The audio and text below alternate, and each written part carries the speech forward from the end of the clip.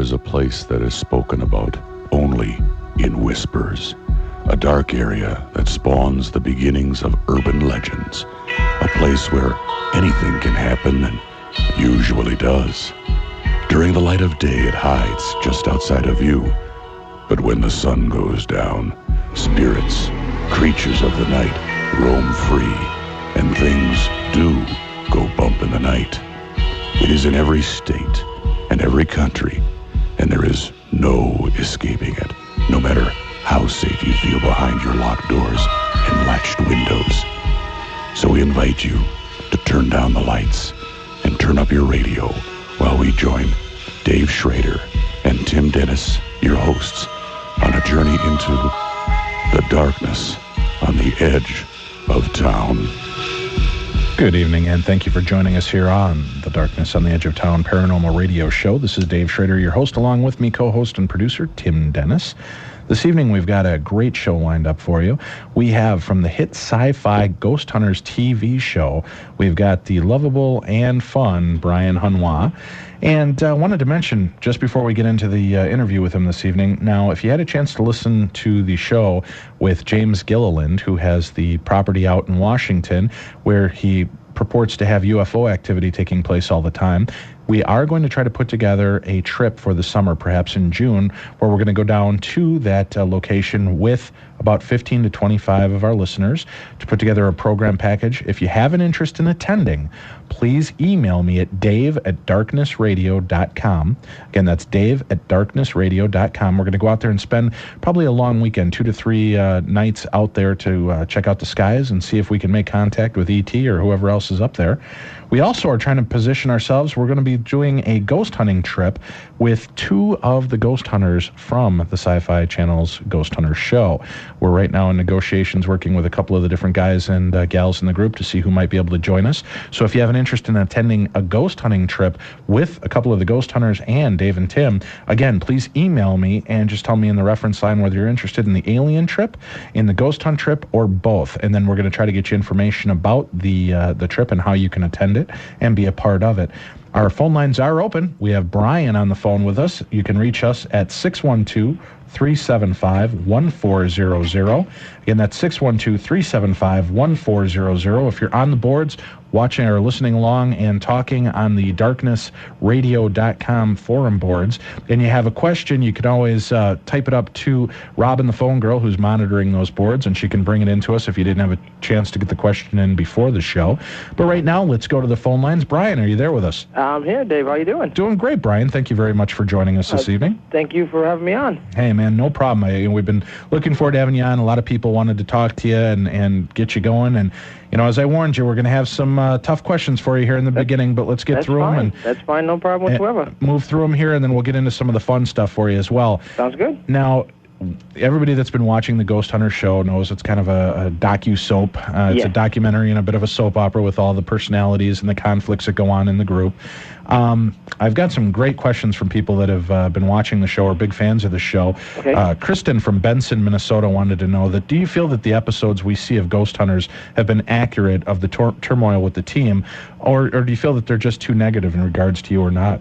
No, I think the shows are accurate about the turmoil that I went through. I had a lot of problems that I had to deal with in my personal life, and I did leave for a while. I did leave for about 6 months, and it was accurate. They met me down that ball field when I left, and they weren't too happy with me, and I can't blame them. You know, it was just a very tough time in my life, and I've gotten everything all straightened out, and I lost the girlfriend, and back to my normal happy self from now on. So that's like they say, are you married or happy? So you're okay, but let's now get this out there. I know you and I have talked about this in the past. Yeah. A lot of people held a lot of grudges against this past girlfriend, and now you've got a female friend that you hang out with quite a bit, and she seems to catch a lot of flack and a lot of dirty looks. You just want to set the record straight that if anybody sees you out and about with a young lady on your arm, it is not the woman that caused all the turmoil and strife on the show. No, I do not associate with her anymore. A lot of people have seen me with a friend of mine, and they think that she is, I get a lot of funny things. They'll come to me and say, "Oh my God, it's Brian," and they'll give her a dirty look. It's not her. I know a lot of people didn't see the Halloween special because it was on at a weird time. Right. No, trust me, I'm I haven't talked to that girl for a long time now. So yeah, definitely not the person. She's not the one that I left taps for. So make sure that she doesn't get any dirty looks and stuff when I'm seen with her. I don't want her thinking that she always thinks that, oh great, here comes another person thinking that I'm going to be the girl that he left for. It's not true. Not true at all. Now, Animus87, also Stacy, I believe her name is, here from Minnesota, had a question.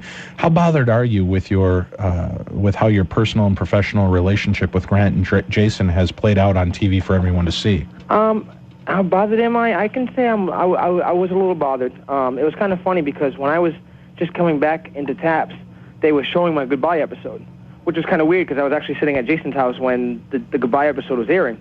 And I could see how the way I looked and everything and how they were mad and everything. And it bothers me a little bit because I get a lot of questions. I get a lot of people saying, are you back with Taps? People still don't even know if I'm back with Taps yet. And it's like, I'm back. I'm happy. Me, Jason, and Grant and Steve get along fine now. It's the animosity was there because we didn't speak with each other for a long time. But the way they portrayed it on TV was accurate, and I can't say anything because it was my fault. It was my fault. I shouldn't have left, and I shouldn't have done the things I did. So I can't say that the way they portrayed it or anything like that, or they portrayed it too much because it's what happened. It's nothing I can do about it. Okay, that's fair enough. I appreciate you being honest with us about that. Are things better now in your relationship with Jason and Grant? I know you were a lot closer with Jason, I believe. Yes. Are you guys back to normal now? Is it still a little tense? No, I think me and Jason are back to normal now. We don't hang out as much because obviously he has obligations with his family, and he has 5 kids, and he has so much stuff to do with his family, especially because he's gone for 3-4 months at a time. Sure. That we don't usually hang out a lot, but we're fine. He calls me every day or so, just says hi and see how I was going and stuff. And when he goes on his little trips and stuff, that if I don't go along, I wish him good luck on the trips and stuff, and he says thank you. And I think we're back to normal. It's just that we don't have enough time to with all the scheduling and stuff to hang out like we used to. Sure. Well, that question came from Wascally Wabbit. She said that you'd probably recognize her from the boards. Yes. She also wanted to know, how long have you known each other, and how did you guys come to meet? Well, that's pretty funny. I've known him for like six years now, and it was funny. One day I was just sitting at my computer. I had been doing paranormal investigating for about 6 years, and I wanted to join a group. I wanted to learn more than just going out to a cemetery with a tape recorder. Excuse me. And so I typed in on a local search engine. I typed in paranormal and Rhode Island, and the Atlantic Paranormal Society popped up. So I clicked on it. I saw Jason's name. He said founder, so I clicked on that. I emailed him, and like 5 minutes later, my phone rang. It was him, and 3 days later, we were meeting at the local coffee shop to, join. And I joined the team. I've been with him ever since. Was that before Grant became a part of the team as well? Oh no, Grant was there. I had just emailed Jason because he said founder. He was like he was the top one on the list. So the reason I ask is I know Jason already had the group started, and that's how Grant got to know him too. So Grant was already in the group when I joined. Okay. So. I know Jason and Grant are very guarded with their history of why they got into the paranormal. Mm-hmm. Nobody's heard your story that I'm aware of yet. Is that something that you're willing to share? What got you involved in the paranormal? Why you have this interest and wanted to learn more? Yeah, that's not a problem. Sure. I was about 11 years old, and I was sleeping over my friend's house one night, and his house was supposedly haunted, and we'd always make jokes about it, like, oh, here comes the ghost, it's going to get you. So, when you're a kid, your parents tell you to go to bed, and you're with your friend. You're not going to go to bed. You're going to sit there and talk. And he had bunk beds. I was on the top bunk. And we were talking to each other back and forth. And all of a sudden, a full-body apparition came walking right through the wall into the room, came walking right by us into the other wall. And just to let you know, we didn't sleep in that room that night. Was it a residual type haunting? No, actually, it was an intelligent haunting. There was certain times where we had one time in particular, I think it was like 3 or 4 days later, he had a bowl of candy corns. Those things, little candy corns for Halloween. Sure. And it disappeared. And we couldn't figure out where it went because nobody wanted to eat them because they were, we don't like them. And we were up in the attic like a day after, and we found them in the back corner of the attic. Like they were put up there by whatever was haunting the place because nobody else goes up there. And I think it was a intelligent haunting because it would move things. And my friend even said that he actually heard it talking at one point. So I think it was more an intelligent haunting than a residual. So. Okay. So, but did it interact with you guys when it came through the room, or give you a look? I didn't even look at it. She just walked right through, which was kind of, now that I know a lot about the paranormal and I've studied it extensively for years, it seemed like a residual haunting, but with everything else that went on in that house, it would seem more like an intelligent haunting. But it didn't look at us at all. Just walked right through. Since that time, have you had quite a few more? I mean, not a lot of people have the luck to actually see an apparition. No. They hear the voice or the knocking or walking around upstairs, but nobody, not many people get to actually see the apparitions themselves. Have you had that opportunity to see quite a few more since that time? I've seen 3 now. I've seen 3 full body apparitions. I've seen a lot of shadows, a lot of shadows, a lot of movement, a lot of grayish forms. But to actually see a full body apparition where you actually make out the face and make out the features, that's I've only seen 3 now. I think it was 3 or 4. Matter of fact, yeah, I think it was 3 for exact. But 4th one because I've seen a partial apparition. Okay. And that question came from Tommy, 55, from the Taps boards. Awesome. She also wanted to tell you that she hopes that you stay with the group now, and she's watched the show from the beginning, and it's just not the same without you. Oh, thank you. Appreciate that. Yeah, I know. Being a part of the boards myself, for both the Taps boards and the boards over at the Sci-Fi channel, I know that was quite a bit of talk. There was, of course, like with any show, everybody's got their favorites, and there was, just as many I'm glad Brian's are gone as there was of I wish Brian would come back. So yeah, it was nice to have you come back and be a part of the show again. You definitely had a different dimension to it, I know. Thank you, Dave. I really appreciate it. Yeah, you're a fun guy to watch on there. I know a lot of the guys joke around with you about on the Sci-Fi board, calling you the Gilligan of the show. They can call me anything they want. As long as they tune in, right? Well, not even that. They tune in. They can call me anything they want, but I'm just a fun guy. I don't sit there and I'm not serious all the time. That's the way I am. If you ever meet me in real life, I'm just the goofball that runs around and has fun. Okay. It's just something I do, It's like if people don't like it, then I'm sorry, but that's me, Sure. I'm not going to change myself just because I'm on TV. Okay. Now, Robin Bailey, also known as I Live to Write, had asked a couple questions here. She wanted to know if you feel, what do you feel is the biggest misconception people have about you after seeing the show, and if you could set something straight about those perceptions, what would it be? Oh God, that's a good question. I think the biggest misconception is that I'm a screw up. I make a lot of mistakes, especially when I was a tech manager. I want to set that record straight. Yes, I know I lost a piece of equipment on camera. I understand that, and I know I'll be honest, I used to lie a lot, and that's just the way it was. And the thing is, now I'm a different person. I've gone through that whole change where I left the group, and I had a lot of different things happen to me that made me come back and straightened out my life. I'm not a big screw up like everybody thinks. I was a tech manager for a while. I was case manager for a while. I'm still part of the tech team. Steve wouldn't, since he's a tech manager, he wouldn't trust me with half the stuff that I do if he thought I was a screw up. And I just want everybody to know out there, I'm not that guy that's on that paranormal team where, okay, just give him an EMF detector and keep him quiet. I'm not like that. I know my stuff. I'm a very intelligent guy. I think so, at least. I'm a very intelligent guy, and I know how to investigate. I know how to, use the equipment. I know how to teach about using the equipment because I used to do lectures about the equipment. So that's the biggest. I think that's the biggest misconception is that I'm just that big screw up, and I know I'm not, and people will see that this year that I'm not actually a screw up. Okay, that's fair enough. I do have to ask you a question with this in mind now. A lot of the times it looks, and the big debate on all the boards are, how much of this is real and how much of it is acted up. Do you feel that there was a lot of push from either the Pilgrim films or from Sci-Fi Channel to make a little bit more drama of what occurred with you than was necessary, or do you feel it was just really being played out in front of the camera normally?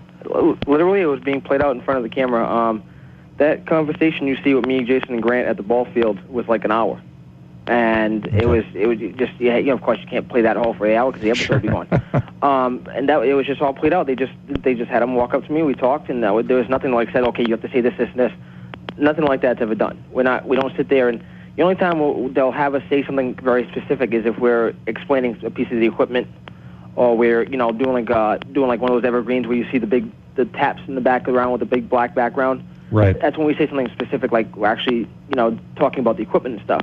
Anything that's on the fly like that, anything that's just us talking. That's all real. Nothing like that's ever scripted. Good. Well, I'm going to put you on the spot here, Brian, because you just promised us you're not lying anymore. Yes. Things are all straight. Yes. And everybody wants to know this. And I got to tell you, after watching the show a couple times, I've had my questions about this as well. Okay. The episode when you were gone, and they were in, New York, I think it was, and somebody came up the street and grabbed the piece of equipment and took off running.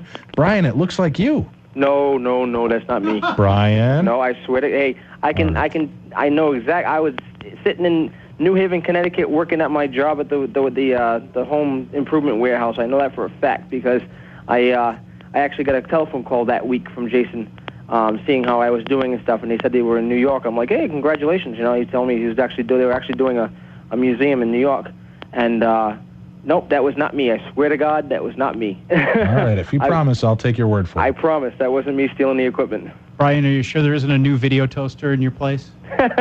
No? Just don't tell anybody, okay? Yeah, I just wanted to get that out there because I know everybody was talking about it, and I can, it's kind of like the apparition that you guys caught. Yeah. Was that on the Halloween special? The one in the Moon River Brewery and the pool table? No, the maybe it wasn't the one you were on where they Jason and Grant caught it and looked like it was. Oh, the Thermo in Arkansas. Right. Yes. That I love the guys. I want to believe, but I got to tell you myself, after watching that, the image looks like Grant to me. The reflection, I know that there's no way to reproduce that because I've read postings from other paranormal groups that aren't even fans of you or your show that have said that they've been there and there is no way to reflect anything off those. But I mean, to be honest, if you look at a lot of the views and a couple of the guys on the sci-fi board, man, they're meticulous. They're able to break down that video, and damn if it doesn't look like Grant looking down. Well, see, it may look like a Grant a little bit, but the thing is, too, if you look at that camera angle again, when he pans over and you see the apparition, he moves back over across it, and if he hadn't moved, and if it was his reflection, you would have seen it again panning back across. So it was. I don't think that was his reflection. It looked too much like somebody was wearing a hat. It looked like he was actually nodding, and there's no reason why that painted number 2 would have been red. That like actually heat, and I've noticed that sometimes when you actually get paranormal activity, you get like either a very cold or a very heated spot in the area. So that gave it away a little bit to where I think it was actually a paranormal. I think that was a full body apparition, to be honest. I mean, Jason and Grant showed me the raw footage, and they asked me what I thought about it. They didn't tell me anything about it. They just showed me, and I said to them straight out, I think that's an actual apparition. I don't think that's Grant's reflection whatsoever. All right. Real quick, Brian, we've got a call for you here. Sure. On the line. We've got a person that has a question for you here. Are you with us, caller? Yes, I am. Caller, can you hear Brian? Can you hear him okay? I can hear him, yes. This gentleman's the name Keith Johnson. Does that mean anything to you? Keith, how you doing, man? How you doing, bro? What's going on, man? What's going on? How are you? Oh, I'm doing good. Good to hear you on the air. How you doing? Good. I got a quick question for you. Sure, go ahead. About that time that we were in New York and you put your hand into an actual spirit apparition. Yes, that's right. You want to tell us about that? Yeah, was that the one, which one was that? Was that in Albany? Was that in... That's Brooklyn. Brooklyn, yes, okay, yes, making sure there's been a couple of them. Yeah, actually, it was weird because, like Keith was saying, I put my hand right into this thing. It was like a refrigerator. It was the weirdest thing. It was like, I can't even really explain it. It's like putting your hand in a freezer, but not really because it's like bone chilling, but not. And it was just weird. It was like you get the back of your neck, the hair stands up, and your eyes start watering, and it was like the coolest experience. I mean, all those experiences we had in Brooklyn was unbelievable. Now, was that a full body apparition? No. It was just like it was like a cold spot. It was like an apparition itself. It was like you could see it, but you couldn't. You know what I mean? It wasn't like you could see details and stuff, but you could see the shadowy kind of figure. All right. Am I right, Keith? Yes, that's exactly right. Was it kind of a shimmery? It was more like a cloudy, like a grayish thing. It was. Okay. It wasn't more. It was more like a shadow. Really, it was like more like a smoke. It was like a distortion. Yes. And for those of you listening, this is Keith Johnson, the demonologist from the Ghost Hunters group and TAPS, and also with his own group out in New England, who's calling in. He's worked extensively with Brian. As a matter of fact, you were one of the people that helped train Brian. Is that right? Yes, that is correct. Way back when. Yes, he is my mentor in the Atlantic Paranormal Society. When I joined TAPS, Jason appointed him to be my mentor, and he's like, you hang out with Keith, he'll tell you everything. And I tell you what, Keith is one of, if not the best paranormal investigator I've ever investigated with. Aww. Now, Keith, on the email that you'd sent me about the question that you had for him, you mentioned that you guys were on this investigation, and Brian actually witnessed the spirit form coming up from behind you? Mm-hmm. Yes. Can you tell us a little bit more about that story, either one of you, and kind of elaborate on what were you guys investigating? What were you checking out? It was an old house that there was a spirit presence in it, and my brother gave it the connotation wise guy, for lack of a better term, because we were getting a bunch of EVPs that seemed to have a sense of humor, and they were actually seeing spirit forms in the house, although they weren't complete. They were more like distortions in the atmosphere. And I happened to be doing a blessing. I was sitting on the sofa. Brian said, "Keith, it's coming right up and back of you." So I kept my cool, and all of a sudden I turned around and gave it a blast of holy water. Well, now when you turned around, could you see it as well? All I could see was darkness behind me. I could just see darkness behind me. But Brian had been facing me the whole time, and so had my wife Sandra. They had been facing me, and so I couldn't really see what was behind me. So just in case there was something really there, I turned around and gave it a blast. You weren't going to take the chance, huh? Right. Yeah, because I was watching Keith, and I was watching him do the prayer, because my job back then was when he would do the blessing, I would protect him. I would make sure that if it was an inhuman spirit, it wouldn't harm him in any way. And I was watching his back, making sure nothing was going on. We had a lot of experiences in that house. We went there like 4 or 5 times. And this thing manifested about 5 feet in back of him, and all I could see was like some legs and like almost like a torso. And I'm looking, and it's like I'm trying to see if my eyes are actually playing tricks on me. So I look away a couple seconds, and I look back, and it's still there, and they started walking toward Keith, and Keith is in mid-prayer. So I'm like, Keith, and I actually had to raise my voice. He's like, what? I'm like, it's right behind you. And right when he turned around and he sprayed the holy water, it actually dissipated. It was like weird. It was like the water hit a cloud of smoke, and it was just like, poof, it was gone. Do you believe that it was an inhuman spirit then, or? I believe it was, yes. Yeah, we actually had I do believe it was. times where actually at one point the whole gang was there. Remember this, Keith? Yes. The whole gang was there. Jason, Grant, we're all sitting there. And I think Jason was down on the first floor. I think it was me, Grant, Heather, Jen, and a couple of people in the room where we actually saw the apparition with Keith. It looked like somebody was sitting on the bed.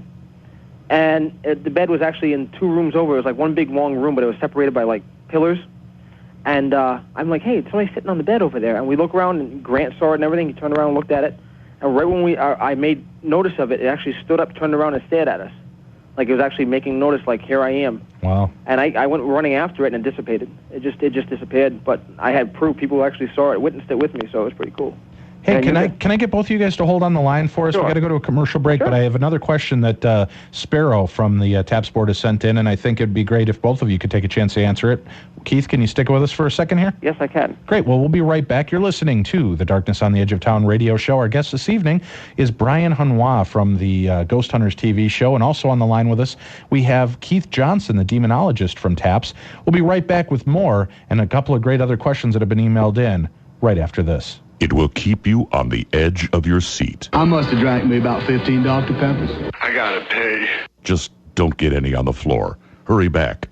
There is more to come from the darkness on the edge of town. If you read TAPS Paramag every month, you'll be able to tell the difference between the absurd Could not go to work because Bigfoot stole my car.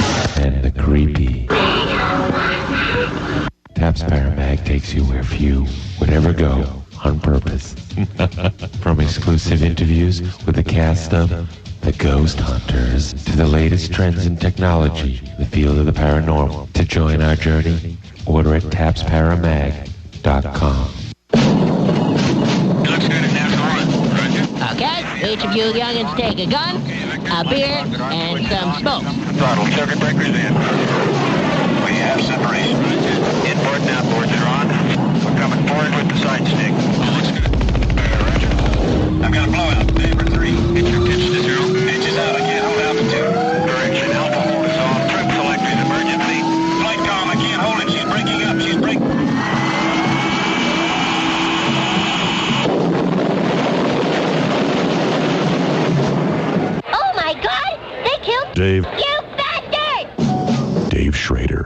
paranormal host. A man barely alive. Gentlemen, we can rebuild him. We have the technology. We have the capability to make the world's first bionic paranormal host. Dave Schrader will be that man. Better than he was before. What is it that makes you set better, stronger, faster. Run, Forrest, run! Run, Forrest! Welcome back to the Darkness on the Edge of Town with Dave Schrader and Tim Dennis. Good evening and welcome back to the Darkness on the Edge of Town radio show. This is your host, Dave Schrader, along with me, co-host and producer Tim Dennis. On the line with us this evening, we have Brian Harnois from the great TV show on the Sci-Fi Channel, Ghost Hunters. And joining Brian for the last question is Keith Johnson, who's the demonology expert from TAP's organization, also has his own group. And Keith, let's make sure we mention that again. For people that have an interest in contacting you with your group, New England Anomaly Research, they can reach you at NEAR .S5. S5, like Sam 5? Yes. So it's NEAR.S5. .com. Great. Yes. So if you have any questions, if you would like to tune in, Keith also has a radio show you can check out on his website where he talks about the paranormal, so make sure to check him out as well. I'd like to welcome you both back to the show. Thank you for being with us this evening. Got a question here from Sparrow. She had emailed in, and maybe you could both shed a little light on this. I know we had Keith on a couple weeks back, Brian, and he was sharing with us the story of the unaired episode from the Ghost Hunters with Marguerite. And Sparrow wanted to know, she said she saw the part of the video during one of Carl and Keith's presentations and remember seeing you in the room for part of this, and she was wondering, Brian, was this experience as frightening for those who were there as it appeared to be? And she said she was really taken by the look of compassion that you had on your face for this poor woman, and she just wanted to say thanks for being a part of the show. Thank you. Thank you very much. Actually, it was kind of weird. That whole day I was actually very, very nauseous and sick. I had headache, nausea, I didn't get actually sick, but it was just, I just didn't feel good. And we had just finished doing the blessing in the basement, and Marguerite had come down to check out what we were doing and stuff with her husband. And she came back upstairs, so she sat down. And the key thing is when she goes into her trance and goes into her possession state, she takes off her glasses and rubs her eyes. Well, I sat down in a chair right in front of her because I was like, I didn't feel good. And, even the blessings, it takes a lot out of you, especially when you're dealing with an inhuman spirit. And I'm sitting there, and I'm not really paying attention, and then I just saw her take off her glasses, and then I look up because I saw her take off her glasses. I'm like, oh, Christ. And she rubbed her eyes, and then she looked up, and her eyes were black. And No, you mean the colored part was black, or the entire eye was black? The entire eye was black. And I'm looking, and all you can actually hear from the videotape is me go, Keith? Keith! Keith! And he comes running in, he's like, well, I'm like, deal with this! What's going on? I'm just waiting for her to get up and attack me or something, And it's like, I felt bad because she was yelling and screaming, and it was just a very, very frightening, case. Even though I had Keith there, and I knew Keith and Sandra were there, and I knew that he would, take care of it, and he was trained in this part, it's just, I've heard the stories of, the person that's actually possessed, getting the strength of 10 men and just throwing everybody around, and I'm like, this isn't going to be good. But, Keith sat there, and he did his thing and calmed her down and, got her to calm down enough to where we could, work with it, and we did a great job. He did a great job at it. Keith, now is that normal? I know you had mentioned the story, and Brian did, that Brian got real sick. Is it normal when dealing with an inhuman entity that they'll start mucking with you or muck with somebody in the group like that they might consider a threat? Or That is not uncommon. That is true. And as in Brian's case, sometimes it'll start happening earlier in the daytime. Like Brian was getting ready to leave, and all of a sudden it started hitting him, and by the time he was ready to leave, he was getting sick as a dog, and I give him credit for making the trip. Do you think any of that could be psychological in the fact that he knows he's going to this purportedly haunted home that's dealing with an inhuman and dealing with a woman that's possessed? I mean, do you ever think first of all, did he know that before you guys went there? And if he did, do you think that might have had some effect on why he was feeling ill? I mean, personally, if I knew I was going to face that, even though I want to help people and I'd like to be a part of that, I'd be kind of queasy and getting headachy myself, I think, knowing what I was about to deal with. I'd say that's possible with some people, but knowing Brian as I do and the many cases we'd been on before there, and dealing with the demonic was like nothing new to him. So he's usually raring to go when it's something like that. So I don't think it was psychologically affecting him. I think it just hit him like that. Well, it wasn't either. I remember what happened. I was laying in bed. I was just chilling out watching TV, and it was like 1 o'clock in the afternoon, and I just started feeling crappy. And the funny thing is, they actually drove my car. I couldn't even drive. I was in the back seat, all laid out, and we get up there and we did the case. And I think it was like 15 minutes after the case was done, I felt fine. It was just the weirdest thing in the world, and it's never happened again, and I hope to God not, because I tell you what, I don't want to go through that on a case again. Sure. We have in the studio with us our first guest from the first hour of the show. Her name is Jessalyn Devereaux, and she had a quick question for you, or a quick observation about that. Actually, I was just going to say that it sounds like Brian's an empath. Would you use that to describe yourself? No, I don't think so. Not really. I've heard people say that about me before, but I've never really delved into it because I'm more on the technical side of the paranormal. Okay. So I never really delved into it, but it could be. I've had a couple people actually say that to me, and no, Brian, they said you were a psychopath. Yeah, there's a difference between an empath. That is true. Yeah. Great. Well, Keith, thank you very much for joining us this evening and for being a part of the show again with us. You're welcome. By the way, have you ever heard a spirit scream? No. Couple times, Keith. Okay. Here's a spirit screaming.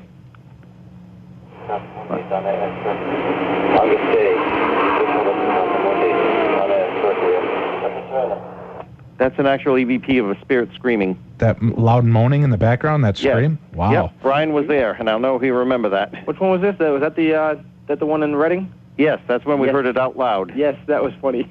So that wasn't one that just came up on an EVP that you heard later? That's one we actually heard while it was happening, while I was doing a blessing. Yep. Wow. Was that one that during a possession, so that was actually coming from the person, or was this just was coming out of thin air. Yeah, that was actually during a blessing of a demonic infestation of a house. Can you play that one more time for us so we can hear that? Sure. Yep, I'll play that one more time.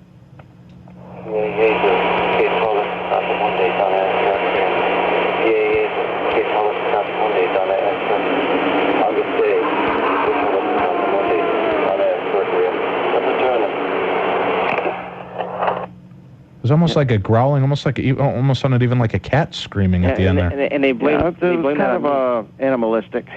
Huh. But that came out of thin air, and Brian was right there with me. Yeah, and I remember you and everybody all turned around saying, "Was that you?" I'm like, I just didn't say a word.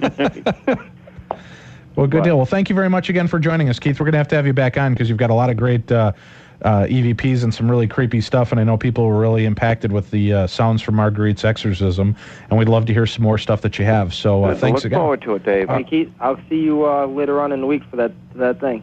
Great. I look forward to it. That's not fair. That thing that we're doing. He's doing a lecture in Providence, and he asked me to come along for a little, guest appearance where I get to... Oh, that's great. Now, is that something that is open to the public, Keith, or is that a... Well, that's with the Learning Connection. Oh, okay. We'd mentioned before. Why don't we mention that again real quick for people before we let you go? With the Learning Connection, you can look that up at learningconnection.com. Mm-hmm. And that's coming up when? That's coming up this Friday evening. Okay. This coming Friday. You can also link to it on my site, too. Okay, and give that's you all the info. near.s5.com. Yes. Great. Well, thank you very much, Keith. Okay, and God bless you both. Thank you. You too. See you later, Keith. Bye-bye. Bye-bye. Well, thank you very much, Brian. I'm glad that you were willing to share a little bit of time here with Keith on that. I'll share anytime with Keith. He's a great guy. Yeah, he is. He's a fantastic guest. We really loved having him on a couple weeks back. Let's get back to a couple more questions here. We do have phone lines open if you have an interest in giving Brian a call. 612-375-1400. And Brian, don't be too bothered if not many people call in. Or a lot of them love to email in the questions because they're afraid they're going to sound like goofballs on the radio. They'll just leave that up to Tim and I to sound like goofballs. So. I always sound like a goofball, so it's nothing new for me. Daryl Drew emailed in and wanted to know, said, hey, Brian, I was just wondering how long you've been in the business of ghost hunting, and also wanted to say I love watching you and the Ghost Hunters, and the show is great. I'm a big fan of you and Steve. Hope to see you on more episodes, and take care. Oh, thank you very much. You can actually see me and Steve doing our little antics for every episode this new season. Oh, great. You're in all of the next 9? Yes. Now, this isn't really a new season. It's just the last 9 of this season 2, correct? Yeah, back 9 of season 2. So the Taps crew, we're calling it season 2.5. So. Okay. All right. So how, I know that you said you joined Taps, what, about 6-7 years ago? Yeah, it was actually, I think the exact date was August 20th of 99. Okay. Now, so, had you been involved in investigating this before then? Yes, actually, right after I had my personal experience, I started, going to the library when I was a kid and getting books and stuff, and, you had all the kids in school. I was the one going to the libraries and photocopying all the demonology sections of the books and all the ghost sections of the books. People were calling me Satanist and all that good stuff. Boy, nowadays with all the Columbine stuff, they'd have had the FBI watching you, Brian. Oh, yeah, of course. And the thing is, I was just reading and I was learning more and more about it. And so I decided I'd say about 2 or 3 years later to start going to cemeteries and stuff and start, stuff you're not supposed to do, but, when you're a kid, you're 15, 16 years old, you want to start going to cemeteries. And so I've been doing the paranormal for about, I'd say about 12, 13 years now. All right. So. Now, I do have a couple of questions that were emailed in from both Animus87 and Michelle Hall. They wanted to know, first off, do you have any suggestions for people who'd like to pursue their interests in getting into the paranormal? Any suggestions on how to go about doing that? Would you start your own group, or would you try to look for a group that's already in existence? I would actually, the way I did it was I did a little bit amateur-wise, but I would look for a group that's already in existence because that means you can actually go on a case. Like when I joined TAPS, they were already in existence for I think 6 years, and 6 or 7 years. So that means that they already had cases lined up, and I could go on an investigation in somebody's house, and I could actually see how a real one was done. For a person that just wants to create their own group and just do their own thing, I'd say just have a level head. Make sure that you don't go by yourself like I did. I know better now. Just grab yourself a flashlight, an EMF detector, some kind of audio recorder, and some kind of video recorder, and just go out and have fun. Just have a level head because there's a lot of things that you'll see out there that are not paranormal, and you might think they are. Like you'll take a picture to be a bunch of orbs, and it's just dust. You know what I mean? So you have to have a level head about these things because if not, you could get yourself into a whole world of trouble, especially if you start messing around with Ouija boards or going into some cemeteries that are known for demonic hauntings. And you can get yourself in some serious trouble, especially any cemetery with the law now, because the police are actually cracking down a lot on that now. Well, then that's a great lead-in for our next question. We're going to take a quick break, but when we come back, Brian, we'd like to know from Animus and Michelle and quite a few other people that have emailed in, they'd like to know which investigation has been your favorite and which one has creeped you out the most. Okay. So we'll get those answers from Brian right after this. I am Greenblock 6, and when I am in your galaxy, I listen to Dave and Tim on the darkness on the edge of town. Tri-Minnesota Mortgage was founded on one simple principle, to be your complete mortgage resource. Keith Troutman and the experts at Tri-Minnesota Mortgage will assist you with all your needs. They've built a reputation for client satisfaction and are devoted to making the mortgage process as easy as possible. You get to work with a broker that understands your needs. Finding the right loan is only the beginning. Tri-Minnesota Mortgage will assist you every step of the way to ensure smooth sailing with personal one-on-one help. I'm Dave Schrader, the host of Darkness on the Edge of Town. When I bought my new home, I turned to Keith Troutman to help me. He made what could have been a very stressful time easy and painless. He was considerate and realizes that this is more than just a job to him. It's the future for you. I recommend them to my friends, and I'm happy to recommend them to you. To take the first step to a financially free tomorrow, call 952-223-5000 or visit them on the web at cruiseatclose.com. For a fresh start, no matter what your current situation, call Keith at Tri-Minnesota Mortgage. That's 952-223-5000. As Keith says, it's your money. Keep more of it. That's Tri-Minnesota Mortgage, 952-223-5000. Howdy, this is Don Raleigh from Evolve Systems. Evolve Systems can't help you lose weight. We don't know anything about diamonds, and we can't help you save a boatload of money on your car insurance. What we can do is help you with your merchant processing. We work with small businesses to provide credit card processing, debit card processing, gift cards, and check acceptance. Whether you need a point-of-sale system, a credit card terminal, or want to accept payments over the internet, Evolve Systems will work with your small business to find the right solution for your merchant processing needs. Ask us how you can get a free copy of QuickBooks 2006. You can reach us at 651-628-4000 or on the internet at www.evolve-systems.com. Now you have a friend. Well, not yet, but give us a call at 651-628-4000 and we can chat. Evolve Systems, where we help you to manage change. This is Don Raleigh. Cheers. If you read Taps Para Mag every month, you'll be able to tell the difference between the absurd Could not go to work because Bigfoot stole my car. and the creepy. Taps Para Mag takes you where few would ever go on purpose. From exclusive interviews with the cast of The Ghost Hunters to the latest trends in technology, the field of the paranormal. To join our journey, order at tapsparamag.com. Do you hear loud moans and banging on your walls? Next time, pay for the better hotel room. Oh, no more Yankee, my Winky. The donga needs food. Welcome back to The Darkness on the Edge of Town with your hosts, Dave Schrader and Tim Dennis. Good evening and welcome back. This is Dave Schrader. On the phone with us this evening, we've got a guest from the TV show Ghost Hunters from the Sci-Fi Channel, which will be returning on Wednesday, the 29th of March, for the last 9 episodes of Season 2.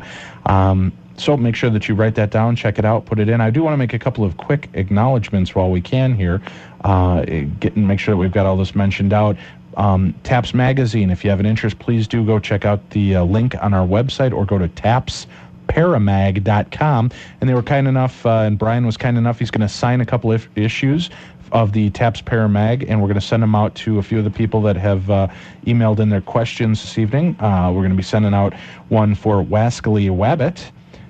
For sending in your questions. We appreciate that. Also, Animus87 and Michelle Hall, we thank you very much for your questions. We'll make sure to get out a copy of the autographed magazine to you as well. Now, Brian, yes. I also want to make a quick mention to you. We're good friends with the people over at Sideshow Incorporated that make all those fantastic toys and movie collectibles, and I told them that you are a big Star Wars fan. Yes, I am. And that we're going to be having you on the show. And unfortunately, their Darth Vader stuff is not out right now. Oh. But they wanted to send along, they've got a beautiful quarter-scale statue of Han Solo. Really? Yes, that they have included for you. It's a beautiful $275 value statue that they wanted to give you as a gift for appearing on the show this evening. And we'll be getting that out in the mail to you. And just thank you so much for your time and being with us. Well, thank you. I don't know what to say. Wow. Know the power of the dark side. Yes, I actually do. And if you have an interest in obtaining really cool collectibles like that, you can check out Sideshow at sideshowtoy.com. Again, that's sideshowtoy.com.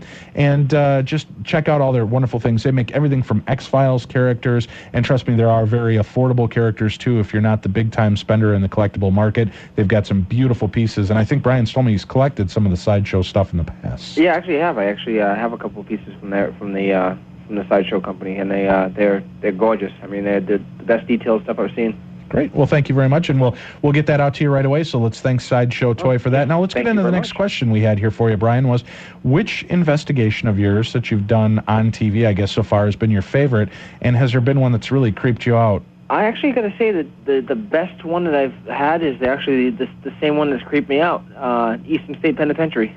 Dude Run. Yes, my Dude Run episode. Yes, Excellent. Yes. It was. The reason why it was the best was because it was the first time I've actually done a jail, done a whole prison, and it's just creepy going down those hallways and, knowing that, serial killers and rapists and all these people actually stayed in these cells, like all the negative energy that's in this place is just crazy. You go down to death row and you read about, they have the billboards on who was there and like what they did, and I was like, my God, and it's like, and the reason it was the creepiest was because, like when me and Steve were investigating, we'd go by, the doors, the cell doors would be open, and even if they weren't, it was just complete blackness in the cells, and you're just waiting for something just to reach out and grab you and suck you into the cells. It was just really, really creepy, and plus, the whole thing, the whole Dude Run thing was, creepy myself. So. Hey, now there's Dude Run hats out there. Did I see that? And are there Dude Run T-shirts? There's Dude Run T-shirts, Dude Run beanies, and Dude Run hats. Yes. Awesome. And where can they pick those up? Do you know? Actually, you can pick them up right off the TAPS website. If you go to the TAPS website, there's a link just right to the TAPS, the merchandise site, and just go there, and they have all three of the. They have tons of TAPS merchandise on the site itself. Great, and we'll put up a link for that too. It's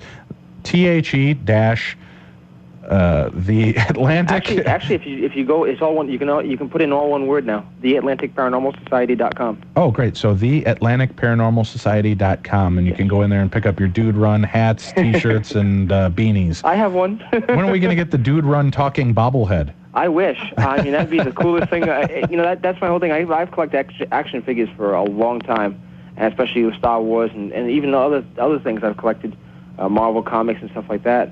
And I've always told Jason and Grant, I'm like, if we actually make it to be an action figure, I know I'm all set. I'll have, be the weirdest thing in the world to actually see me in the stores with an action figure. Well, we've got a lot of artists out there listening and a lot of people that are really talented. So if you want to make a cool bobblehead or an action figure of Brian, you go ahead and make it. You can contact me here at the station at Dave at Darkness Radio, and we'll make sure to pass it on to Brian for his private collection. So do check that out. Now, I know you said that was kind of your creepy and favorite one on there. I got to tell you real quick, I got to be honest with you. You took a lot of heat for that, and a lot of people were irritated and pissed off. And I think it's funny is kind of this whole feel that because you guys are on TV, you should be making it look professional. I think you made it look human. And I know I'm going to get beat up here from all the purists out there saying that I'm just kissing Taps' butts again. But the fact is that, I'm a 6'1", 250-pound guy. Tim is too. Thank you, Tim. Tim is too. And I could tell you, the two of us could be down that hall, and if I'd have heard something or seen something, you could bet your ass that I'd have walked over Tim's skull to get out of that thing, and I'd have been screaming like a girl. So. Well, Dave, you got to look at it like this. It was when it actually happened. I've never ran out of a place.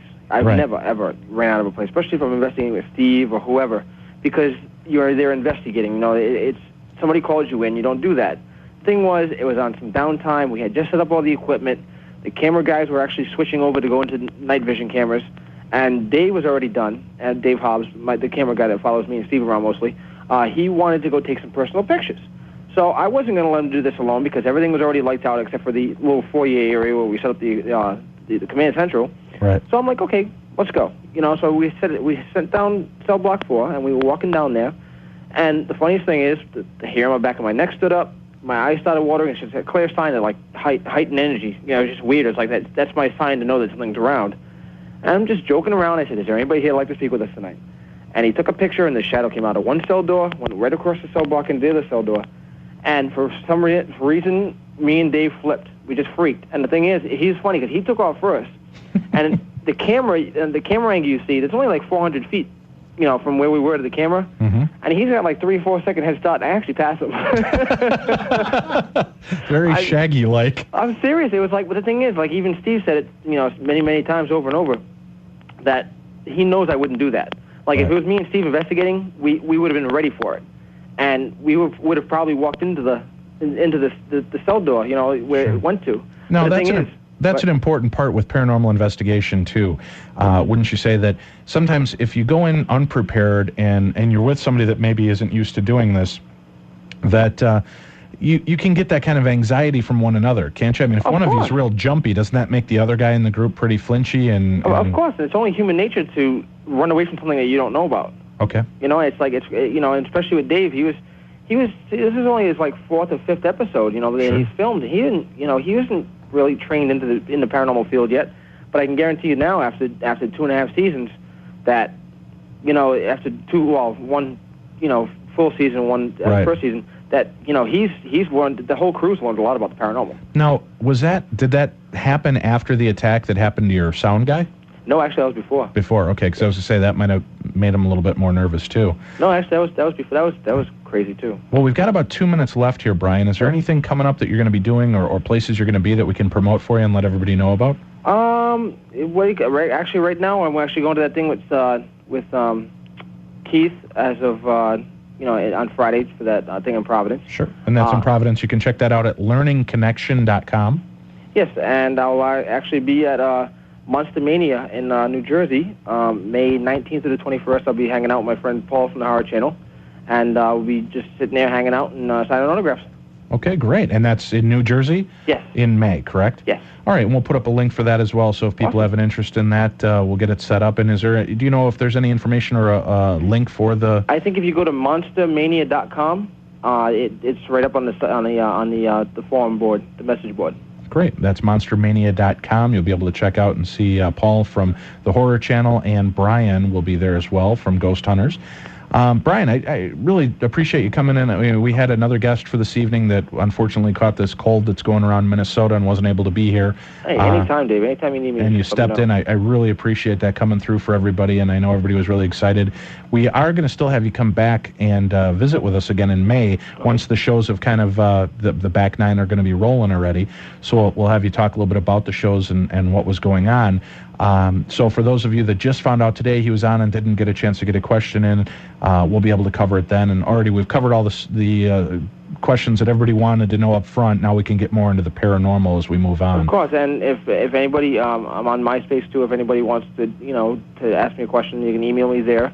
My name there is Darth Wheezy. So DARTHWHEEZY. Okay, and they can look you up, or you can go to the Darkness radio.com. That's my paranormal or MySpace on MySpace there, and Brian's in my top 8, so you can just click on him and contact him there. Brian, can't thank you enough for joining us this evening on the Darkness on the Edge of Town. We'll hope to have you back again here in May with us with Dave Tango. Coming up next week, we've got another great surprise. We've got Lloyd Auerbach. He's one of the world's leading experts on ghosts and psychic experience. He has a master's degree in parapsychology. He's the director of the Office of Paranormal Investigations. He's a professor at JFK University, creator, instructor of the certificate program in parapsychological studies at HCH Institute, and a member of the Rhine Research Center Advisory Board.